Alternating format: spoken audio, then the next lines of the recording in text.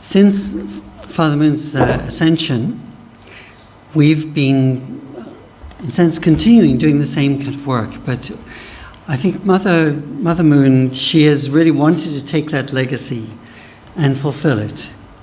And of course, as you know, man's approach is one way and woman's approach is another way. Particularly in a couple, it's often like that. And Father Moon was very revelatory.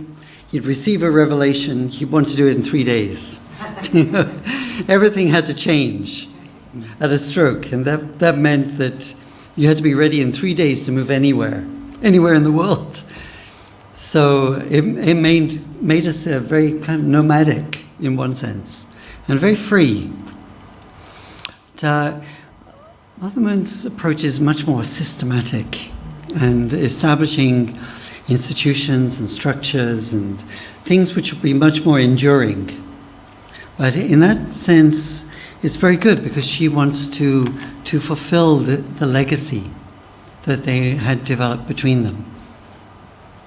So, looking at this, Universal Peace Federation, and I'm coming from this angle,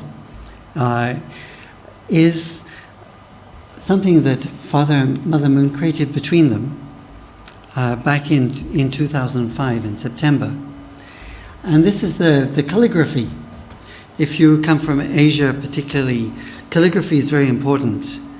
And this means that true love is the ideal and guiding principle of the Universal Peace Federation. That's a challenging statement, but that's our goal. And particularly, if you look at the vision of Universal Peace Federation, it's to establish this culture of peace. To establish a culture of peace which can be enduring, long-lasting, and can be established in many countries, many parts of the world, since it can transcend all kind of religious traditions, cultural traditions. We want to bring people together as one human family. So, particularly the sentence, it will be a world of interdependence, that we are interconnected. We're breathing in air. We're breathing the same air that's gone through someone else in the room. Or, we share all of this. We are more interconnected than we ever dream of or consider. So, in this way, we are interconnected. We're interdependent. We must develop a world of mutual prosperity. This prosperity then, if it's just one-sided, it's a dominant, someone is dominating, then it feeds resentment of the dominated, of the oppressed. Therefore, to have mutual prosperity, mutual partnerships which are mutually beneficial, something that will last a lot longer, and universal values. So these 3 points are very important. This idea of having enough, but not wanting extravagant or excessive consumption. Having things in balance. You don't want to use and abuse the natural world that God has given us. We don't want to use that and ruin it for our descendants. Right? So to use it in a universal way, and to use it in a way which is not excessive, but it's healthy, it's beneficial, it's something which allows us to live our lives healthily and happily. And to develop this world of heart culture. So recently, this is kind of an update. We found out different subgroups within UPF which are being developed. As I said, Mother Moon is much more establishing structures, establishing institutions, which will be long-lasting. So Father Moon created so many things. Sometimes we just couldn't keep up. He was so fast. And many of those things didn't really develop because we just didn't have the resources, time, mind to be able to do it. But Mother Moon then is kind of picking those threads up and creating some more umbrella organizations under Universal Peace Federation, which itself, universal, really refers to an umbrella organization. But then she's bringing all these different themes and strands that Father Moon started, and they flourished and then they maybe withered as the priority went somewhere else. She's bringing them all together and giving it a much more long-lasting push, a momentum. So these ones we'll look at over the next, during this presentation. But 3 of them are going to be started in February. So this is really an update. Particularly the International Media Association, the International Association for Peace and Economic Development, and the International Summit Council for Peace. These are ones which are going to be started next February. So this is Mother Moon. And this is their marriage back in 1960.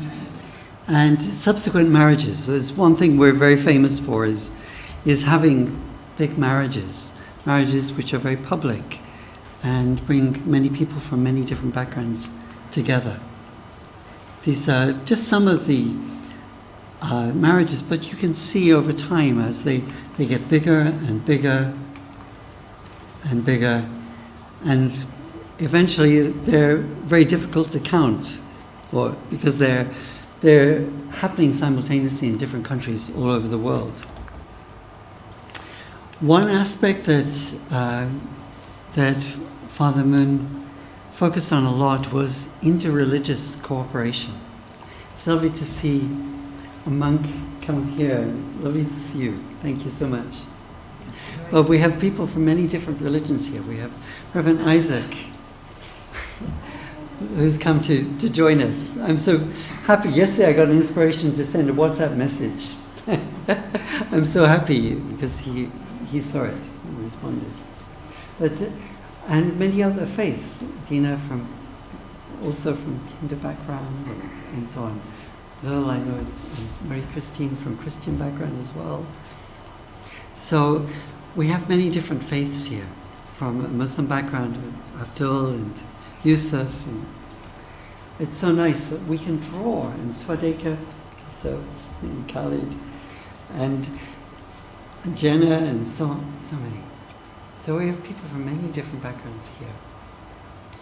And that's something that Father and Mother Moon loved to do, was to bring people together.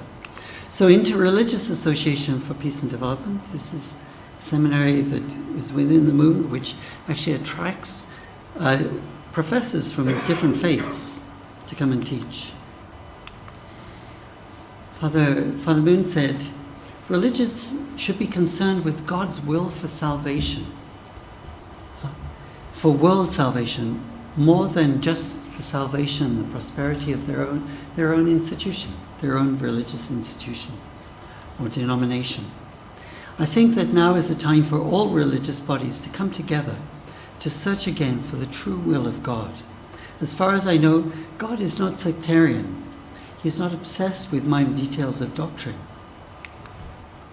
In God's parental heart, his great love, there is no discrimination based on the color or nationality. There's no barriers between countries or cultural traditions, between East and West, North and South. Through interreligious dialogue and harmony, we should realize one ideal world of peace. So this is the goal and dream that Father Moon had. This is the Assembly of World Religions, which is a tremendous event, 500 religious leaders from all over the world. And the fruition of that is not just in our places of worship, but it's in its practical application, implementation in public life, in the public space. So how can we take our religious insights and then include them in the decision-making process? This was Father Moon's struggle in life, as many times he wanted to to be able to influence political leaders to make the right decisions, particularly to receive the idea of how can we bring God's blessing to this country or to the different areas of the world. How can we bring God's blessing? He saw that the political skills, they're undoubtedly political skills. How do you use resources wisely for all the people in your constituency or within your electoral sphere?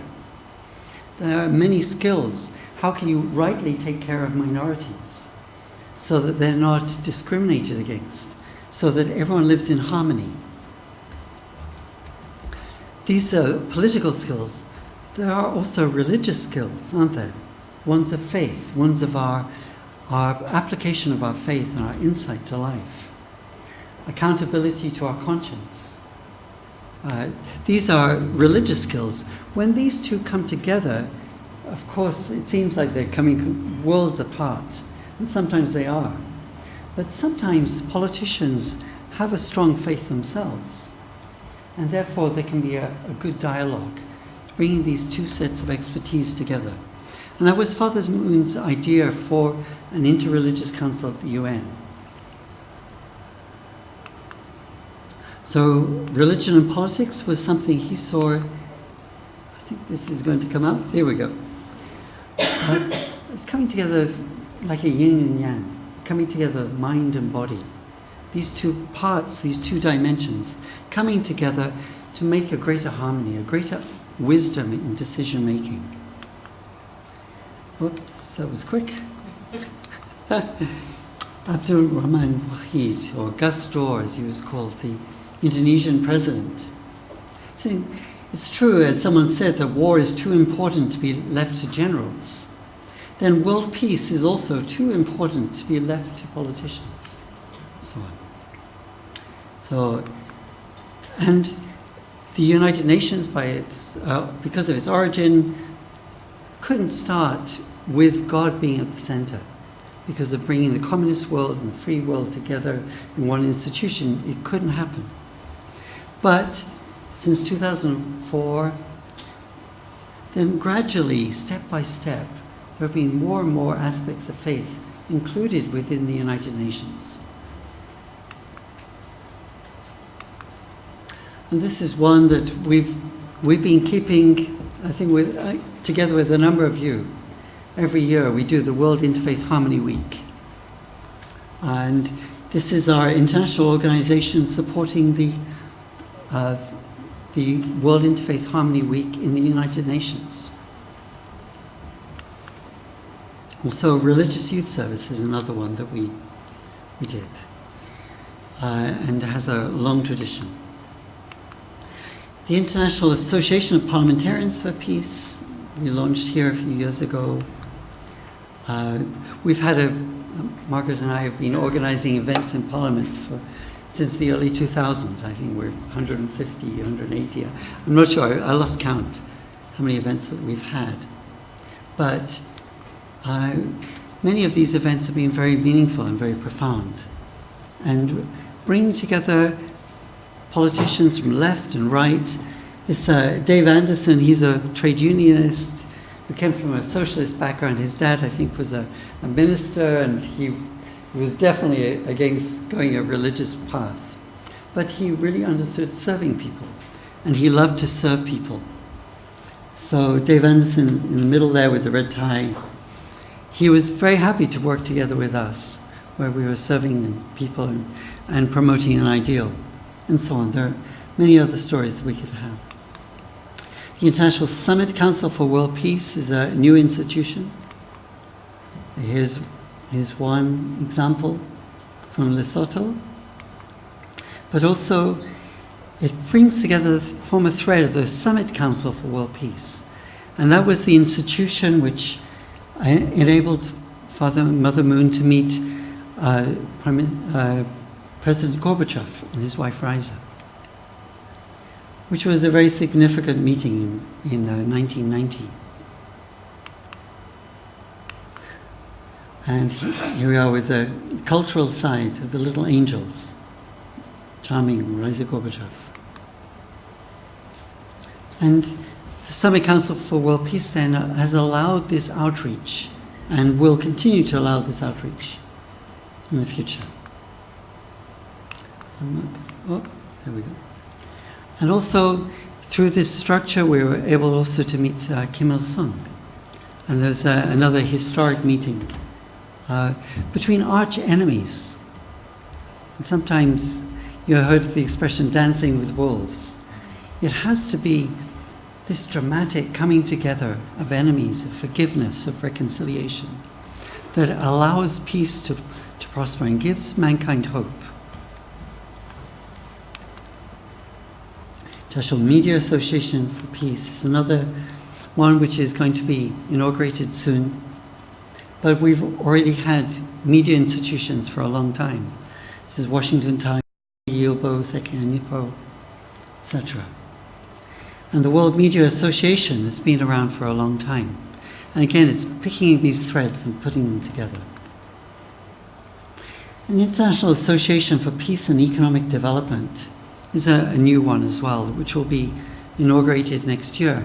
And it's looking at the capacity of business. I know Abdul is promoting a lot of trade for peace, right? So trade and business build trusting relationships. Again, it's mutual prosperity. If we have mutual prosperity, it'll be long-lasting. The moment you try to exploit someone or break their trust for short-term gain, in the end, you're losing. You'll lose because you'll get a bad reputation, people won't trust you. So Father Moon wanted to spread technological secrets across the world and bought a German machine tool factory back in the 80s. And this was a way of equalizing of technology and sharing technology with different countries. And these companies are still ongoing in different parts of the world.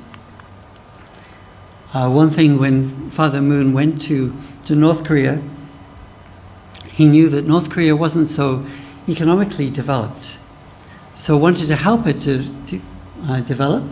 So he started it's more of a car assembly plant. We already had something called Panda Motors in China at that time. But it was just an assembly plant, but it brought an opportunity for Korean people in North Korea to develop skills. Another thing is fishing. Father Moon saw fishing had tremendous food resources and could enable humankind to end famine if it was used wisely.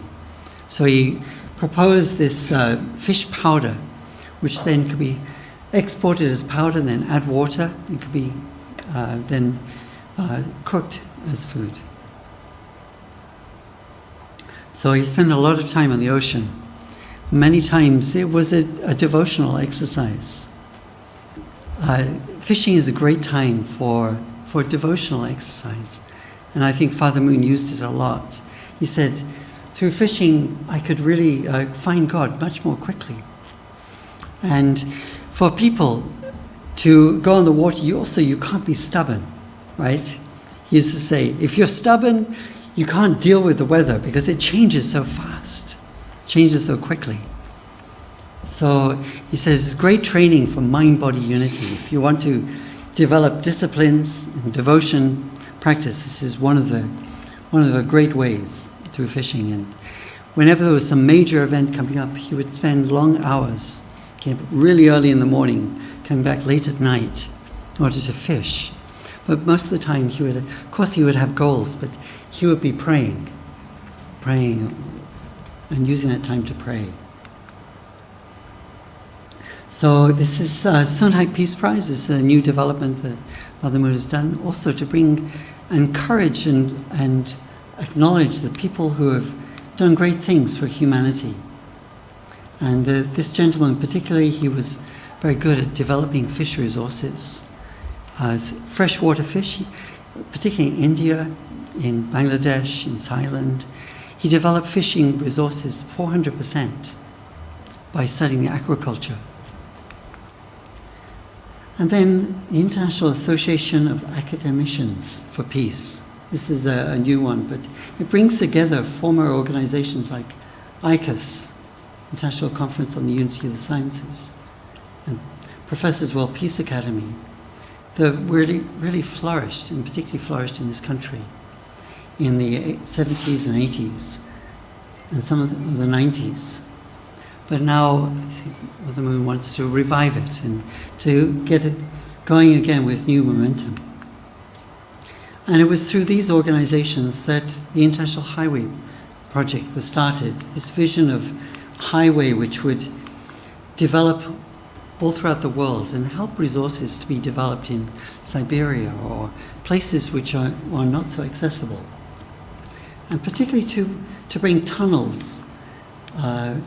One tunnel, I think, between America and, see if I got the right place, between America and Russia, to bring these two continents together. So you could drive from London, for example, to Santiago. So we are, Santiago de Chile? yes. Oh my God. So we had a conference about this recently, or some years ago now. And in conclusion, he said, I wanted to bring about a world of peace, a world where there are no wars, where all humankind lives in love. And that's the ultimate goal of all the things that he was doing, is to create a world of love. And I want to end on this picture because it's so beautiful and evokes that sense of incredible beauty and this dimension of love and culture.